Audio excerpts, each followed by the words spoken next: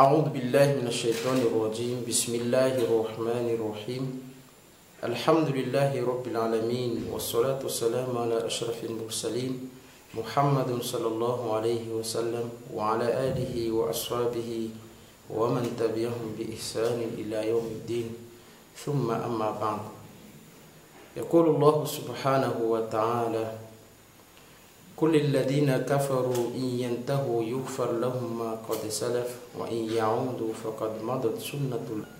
ويقول أيضا قل يا عبادي الذين أسرفوا على أنفسهم لا تقنطوا من رحمة الله إن الله يغفر الذنوب جميعا. أما بعد السلام عليكم ورحمة الله وبركاته. Voalohany indrindra dia dera sy laza ary voninahitra lehibe nataontsika ny Tompo Allah subhanahu wa ta'ala ary tsotra mitafitafany eo an'le iraka mahafatoky Muhammadun sallallahu alaihi wasallam sy ho an'ireo fianakavianany sy ireo mpanaradia azy sy izay mifikitra amin'ny fampianarany mandra-patapitra izao fiainana eto ambony tany izao. Ny teny Allah subhanahu wa ta'ala ao amin'ny surat al-Anfal manao hoe كل الذين كفروا إن ينتهوا يغفر لهم ما قد سلف. Lazao amreo mpikomry Muhammad sallallahu alaihi wasallam, lazao amreo kufar fa raha ohatra zareo manatrahatra an'ireo asa ratsy izay ataony zareo reo dia avelanay ny heloka izay vitany zareo. Izany verset izany dia manambara fa Allah subhanahu wa ta'ala eto dia mila hiteny amintsika fa hoe ny rahma na ny indrafony Allah subhanahu wa ta'ala dia mivelatra ao amin'ny zavaboary rehetra, na olona kafir eo, na olona pino, na olona izay tsy makato na tsy manompa ny Allah subhanahu wa ta'ala dia omeny Allah subhanahu wa ta'ala zany indrafony izany avokoa ny zavaboary. Aitsika tsara fa Allah subhanahu wa ta'ala misy hadith izay nitenen'ny Rasul sallallahu alaihi wasallam manao hoe ny rahmany Allah subhanahu wa ta'ala izy dia misy zato nampidininy eto ambony tany ray aminazy io ary najanonany amin'ny any 770 endrasany amin'ny andro farany izany. Dikan'izay fa ny rahmany Allah subhanahu wa ta'ala na dia hitatsika izy amin'io andiny masina io manome rahma ho an'ireo kufar, ho an'ireo mpikomo, ho an'ireo tsy mino ny Allah subhanahu wa ta'ala miteny izy amin'ny Rasul sallallahu alaihi wasallam kul lilladhina kafaru in yantahu yughfar lahum ma qad salaf. Teneno lazao amreo kufar ny Muhammad sallallahu alaihi wasallam fa raha ohatra zareo mitrahatra amindreo asa ratsy izay ataondreo io dia ho avelany Allah subhanahu wa ta'ala ny heloka izay vitandreo teo aloha.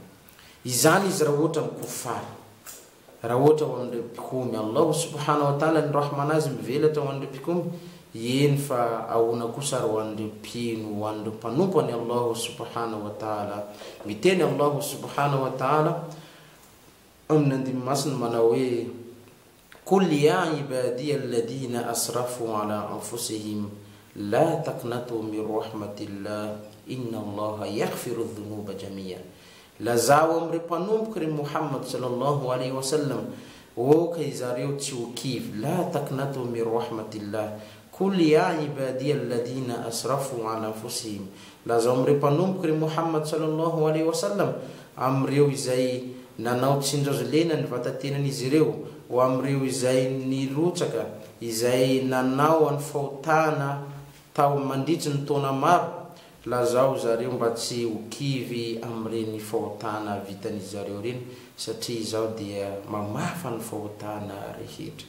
Zany Allah subhanahu wa ta'ala dia miteny amintsika mihitsy fa hoe ninona fahotana vitantsika eto ambony tany dia ho fafany Allah subhanahu wa ta'ala fa tsika foana tsika pino tsy tokony ho kivy hoe fa maro ny fahotana vitako.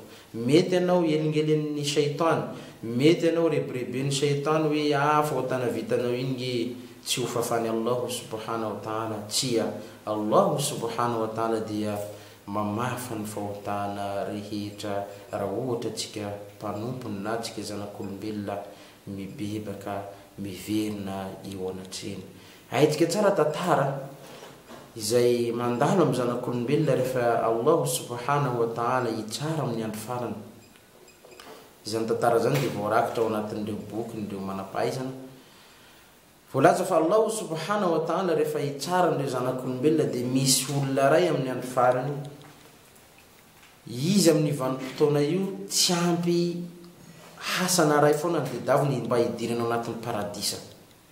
Dia inona ny zavatra ataon'ity olona ity?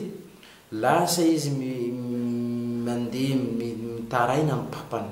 Papa zaho izy mitady hasana ray fa mba omeo anahy mba ahafahako hidirako ao anatin'ny paradisa. Dia miteny ny papany hoe zaho dia tsy afaka hanavitra anao androany ty.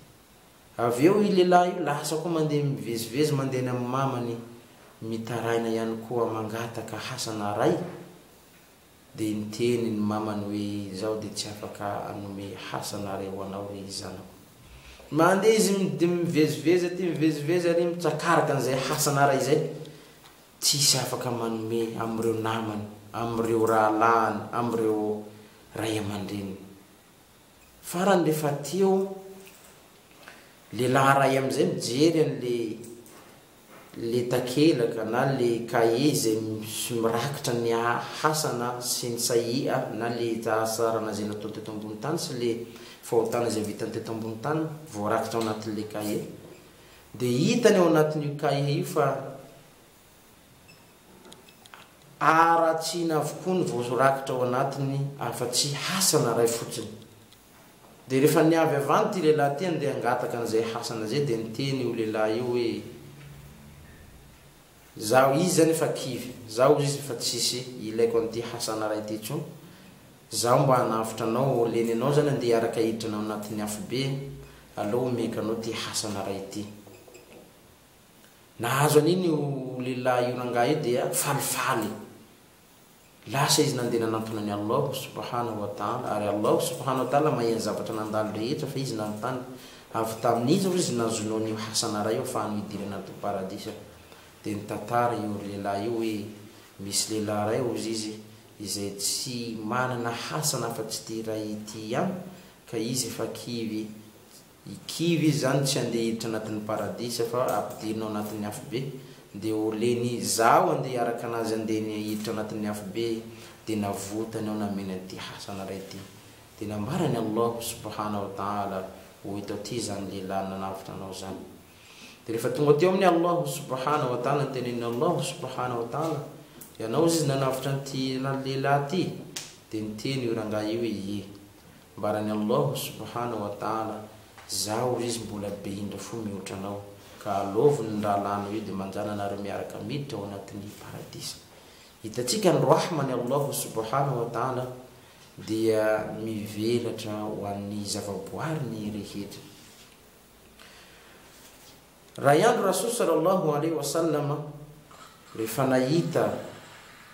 nahita ramatoa anankiray ny baby zanakany zany dia niteneny tamin'ireo sahaba nisy hafy tery dia niteneny tamin'ireo sahaba narezo ty ozy izy mihevitra fa io ramatoa io mahasa andeha nipy an'izany ao anatin'io afo. Dia nambaran'ireo sahaba tsia. Dia niteneny Rasul sallallahu alaihi wasallam fa hoe Allah subhanahu wa ta'ala maninona nitenenny Allahu arham min alwalidatu biwaladiha. Allah subhanahu wa ta'ala no tena be indra fo mihoatra ny reniny amin'ny zanany. Ka eto titsika tenenina ny indra fo ny Allah subhanahu wa ta'ala rahalay sy ray aman'eny ajanisany dia mivelatra ho antsika rehetra ka okantsika ho akatoko zao fitongavan'ny volana Ramadan zao mba tsy ho kivitsika amin'ireo fahotana izay vitantsika teo aloha. Okantsika mba hanantona azy hibebaka aminy amin'izay tsika tafiditra anatin'ny volana Ramadany madio avokoa ny takelaka izay androatany Allah subhanahu wa ta'ala ny asa soatsika. Wa aqulu qawli hadha wa astaghfirullaha li wa lakum wa jazakumullahu khairan. Assalamu alaikum wa rahmatullahi wa barakatuh.